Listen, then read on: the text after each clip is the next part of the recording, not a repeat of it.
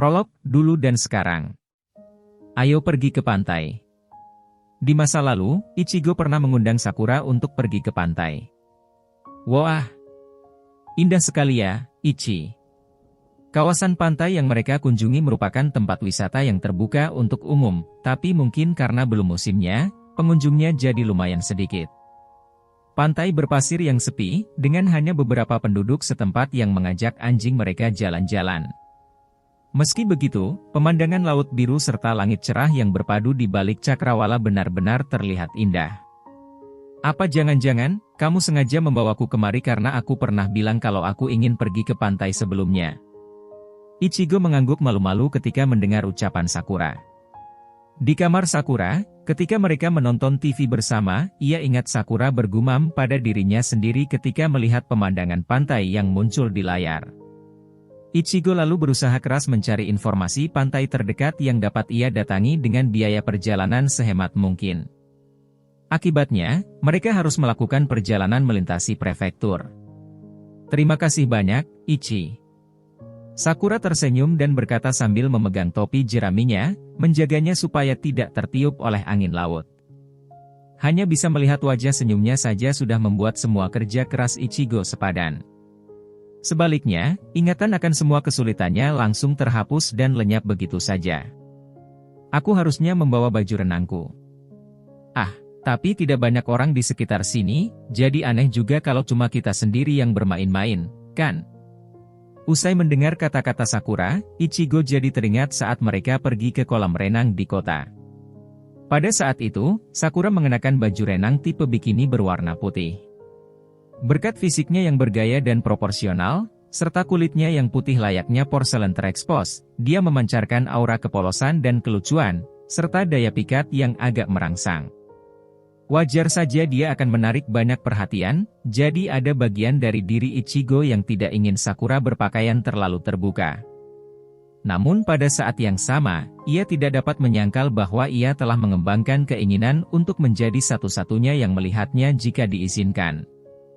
Suatu keegoisan yang tidak dapat dijelaskan dari seorang remaja laki-laki. Sepertinya aku tidak memenuhi harapanmu ya, Ichi. Rupanya, niat Ichigo jelas baginya, karena ia tetap diam. Melihat reaksinya yang seperti itu, Sakura berkata sambil tersenyum. Tidak kok. Ichigo buru-buru mencoba menyangkalnya. Tapi kemudian, sorry ya. Pada deburan ombak, Sakura, yang sedang berjalan tanpa alas kaki di pantai, tiba-tiba mengambil air laut dan menyipratkannya ke arah Ichigo. Seolah-olah dia berusaha menyembunyikan rasa malunya. Wah! Ichigo dengan cepat memalingkan wajahnya karena mendapat serangan mendadak cipratan air. Hahaha, kamu tidak perlu menahan diri, Ichi. Lagi pula itu akan segera mengering. Sembari mengatakan itu, Sakura berlarian di sepanjang tepi ombak dan bermain-main air. Wajahnya terlihat bahagia dan tersenyum layaknya gadis kecil yang belum cukup umur untuk bermain. Penampilannya bak bidadari yang sedang asyik bermain air. Itulah kenangan Ichigo saat dirinya masih kelas 1 SMP, sedangkan Sakura duduk di bangku kelas 3 SMP. Tahun depan, Sakura akan lulus dari sekolah SMP dan akan memasuki sekolah yang berbeda dari sekolah tempat Ichigo berada, sekolah SMA di tempat lain. Jadi sekarang, Ichigo berada di tengah waktu yang terbatas ketika ia bisa berbagi banyak pengalaman dengannya. Ia ingin bersama Sakura selama mungkin, meski hanya semenit atau bahkan sedetik, untuk merasakan kehadiran Sakura di dekatnya. Ichigo ingin tahu sebanyak mungkin tentang gadis yang dicintainya. Apa kamu punya impian untuk masa depan, Sakura? Di kejauhan, ia menatap samar-samar ke kapal yang bergerak tanpa suara di antara langit dan laut. Ichigo menanyakan pertanyaan itu pada Sakura saat duduk di pasir pantai.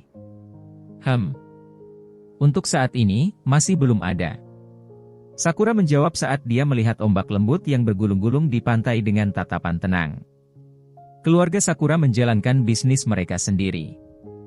Dia adalah putri tunggal mereka. Apa yang akan dia lakukan di masa depan? Apa dia akan mengambil alih bisnis keluarga? Sakura mempunyai otak yang cerdas. Jadi, mungkin itulah yang akan terjadi. Atau mungkin, Seseorang akan menikahinya dan menjadi suaminya. Kemudian, suaminya akan mengambil alih bisnis keluarga dan menjalankannya bersama Sakura. Apa Ichi sendiri punya mimpi? Kemudian, saat Sakura bertanya padanya, Ichigo menggelengkan kepalanya kuat-kuat, seolah ingin menghilangkan delusi yang selama ini ia bayangkan di otaknya. Ia melakukan yang terbaik untuk menutupi kata-kata dan adegan yang baru saja muncul di kepalanya supaya jangan keceplosan. Aku juga, masih belum ada untuk saat ini. Jadi begitu ya? Ya, kurasa itu wajar saja. Kita tidak pernah tahu apa yang akan terjadi di masa depan, kan? Ichigo ikut tersenyum pada Sakura, yang tersenyum padanya. Mereka berdua saling tersenyum. Tapi saat aku sudah masuk SMA, aku ingin mendapatkan pekerjaan paruh waktu. Setelah itu, Sakura mengatakannya sambil menyipitkan mata, mungkin karena sinar matahari yang terpantul di permukaan air terlalu silau. Aku ingin melakukan pekerjaan yang berbeda, mempelajari hal yang tidak aku ketahui, dan mendapatkan banyak pengalaman. Aku ingin melakukan sesuatu ketika aku diizinkan bekerja. Ichigo ingin bekerja dan mendapatkan kemampuan secara finansial daripada saat ini. Ia ingin menghabiskan waktu sebanyak mungkin bersama Sakura dan membuatnya bahagia, meski hanya sesaat. Dan demi alasan itu, terlalu memesona dan terlalu berharga, pikir Ichigo saat ia kehilangan ingatannya tentang dia. Ichigo mengira kalau dirinya takkan pernah mengingat kenangan seperti itu lagi.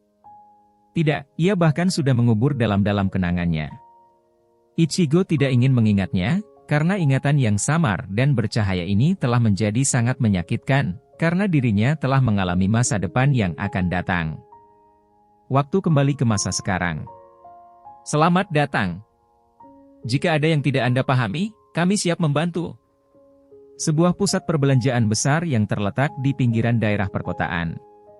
Salah satu perusahaan yang beroperasi di sana adalah department store besar dengan area perbelanjaan yang sangat luas.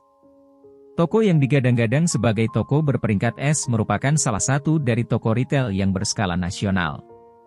Di toko seperti itu, gadis itu, Hoshigami Luna, melakukan yang terbaik sebagai pekerja paruh waktu hari ini. Dia berdiri di tempat yang disebut counter layanan, yang didirikan di belakang mesin kasir utama. Biasanya, dia bersekolah di sekolah untuk para Ojo Usama, tapi sekarang, dia mengenakan seragam khusus pekerja paruh waktu, yaitu kemeja dan celana jeans, dengan rambut hitam mengkilapnya dikuncir ke belakang agar sesuai dengan suasana tempat kerjanya. Penampilannya terlihat sangat ceria dan imut. Senyum hangat nan menawan di wajahnya memiliki kekuatan destruktif yang membuat semua orang tak bisa berpaling darinya. Dia benar-benar gadis toko. Atau bisa dibilang itu adalah bunga yang mekar di tengah toko. Luna memiliki kehadiran yang begitu kuat. Tentu saja, itu bukan hanya tentang wajah cantiknya. Counter layanan, tempat dia ditempatkan, memainkan peran sebagai pramutamu di toko. Tugasnya adalah memandu pelanggan di area penjualan, menangani pengiriman, memesan item yang kehabisan stok, dan menerima berbagai jenis permintaan khusus, termasuk kartu nama, segel, papan nama, dan banyak lagi. Itu adalah pekerjaan yang paling membutuhkan orang yang ramah, cerdas, dan cekatan. Namun, Luna yang baru saja dipekerjakan untuk sebagai pekerja paruh waktu, sudah mempelajari berbagai tugas dan telah menjadi anggota tak terpisahkan dari counter layanan utama. Dia sangat hebat, bukan? Dua orang dewasa sedang mengawasi pekerjaan Luna dari kejauhan. Karyawan dan pelanggan lain sangat terkesan. Meski dia hanya seorang gadis yang baru duduk di kelas 1, para siswa SMA Himasuhara benar-benar memiliki rasa kesopanan dan pendidikan. Orang yang berbicara dengan kekaguman yang begitu tulus adalah seorang wanita berkacamata dan tampang yang tampak pintar. Asisten menir toko, Wakana. Di sisi lain, pria yang dia ajak bicara, tetap diam saat menatap sosok Luna. Pak Menir. Oh, iya, kamu benar. Kita bisa mengandalkannya. Ketika Wakana memiringkan kepalanya dan bertanya lagi, ia buru-buru menjawab. Rambutnya hitam dan dipotong dengan panjang yang sesuai, jadi meskipun ia tidak menatanya, penampilannya takkan memberikan kesan kumal. Untuk baju, ia mengenakan setelan kemeja tanpa dasi, dan celana panjang serta sepatu kantor standar. Ia berpakaian dengan cara yang memberi nuansa bersih dan rapi. Wajahnya yang meski terlihat masih muda, tapi juga memiliki aura kedewasaan. Ia adalah menir toko ini, Ichigo Kugiyama yang berusia 28 tahun. Sungguh, kita bisa mengandalkannya. Sorot mata Ichigo saat menggumamkan ini agak bertanya-tanya dan cemas. Dia tidak memiliki keluhan tentang kinerja Luna. Bahkan, dia bisa memberinya nilai tinggi untuk etos kerjanya tanpa masalah. Jadi, mengapa Ichigo begitu gelisah? Alasan dari kegelisahannya terletak di tempat lain. Maaf, Ichi. Tapi aku tidak bisa menyerah. Ichigo mengingat kembali kejadian di belakang toko tempo hari. Tempat terpencil di sebuah toko yang pada saat itu masih beroperasi. Luna datang berlari ke arahnya dan mengecup bibirnya, dia ingat hari mereka berciuman. Hanya tindakan itu saja sudah membuat proses berpikir Ichigo memanas dan ia hampir kehilangan kesadaran. Alasan mengapa Ichigo tidak bisa tenang tentang Luna yang bekerja di toko ini adalah karena ia tidak tahu kapan Luna akan membuat pendekatan yang kuat padanya. Seolah-olah dirinya selalu membawa bom kemana-mana, dan tidak tahu kapan bom itu akan meledak. Yah, Kugiyama-kun.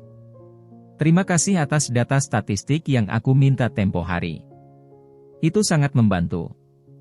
Tidak, saya ikut merasa senang kalau saya bisa membantu. Bahkan setelah beberapa hari ini, Ichigo berhasil menyelesaikan pekerjaannya. Aku bertanya-tanya apakah aku harus menilai diriku sebagai workaholic yang sangat baik, pada kenyataan bahwa aku masih berhasil menyelesaikan pekerjaanku meskipun ada masalah serius, atau mungkin aku harus merasa jijik. Bagaimanapun juga, setelah menyelesaikan pertemuan online dengan menir regional, Ichigo meninggalkan kantor untuk istirahat dan menuju ruang istirahat. Ia habis menggunakan otaknya, jadi ia perlu mengisi ulang dengan gula. Aku akan memesan secangkir kafe Aulait. Saat memikirkan ini, Ichigo membuka pintu ke ruang istirahat. Lalu di sana, dia melihat seseorang. Dari semua orang yang ada, orang tersebut adalah Luna. Jadi, mau tak mau ia merasakan kalau jantungnya hampir copot. Ah, Pak Menir, terima kasih atas kerja keras Anda. Ah, ya. Ichigo mencoba untuk tetap tenang dan membalasnya, tapi kemudian ia tersadar. Sekarang sudah memasuki waktu malam, dan lantai penjualan mulai sepi. Saat ini adalah waktu di mana beberapa karyawan yang datang untuk bekerja di pagi hari sudah pulang, dan hanya ada beberapa pembeli dan pelanggan yang tersisa. Dan saat ini, tidak ada orang lain di ruang istirahat. Kebetulan hanya ada mereka berdua. Tidak baik. Pikiran Ichigo mengingat Luna dengan senyum iblis di wajahnya, yang telah dia lihat berkali-kali sebelumnya. Dia akan mengambil keuntungan dari fakta bahwa tidak ada tanda-tanda ada orang di sekitar untuk mengacaukannya lagi. Pak Menir. Dan dia memulai pendekatannya. Rupanya, Ichigo telah tenggelam dalam dunianya sendiri selama beberapa lusin detik. Hal berikutnya yang dia tahu, Luna sudah berada tepat di sebelahnya. Ya. Luna menawarkan secangkir kopi di tangannya. Di dalamnya terdapat cairan coklat pucat berkilauan dengan uap. Baunya sangat harum, seperti kafe Aulait. Rupanya, dia baru saja menyeduhnya di mesin kopi. Anda sedang istirahat, kan? Ini silahkan. Terima kasih banyak. Ya, karena waktu istirahat saya hampir habis, jadi saya permisi dulu.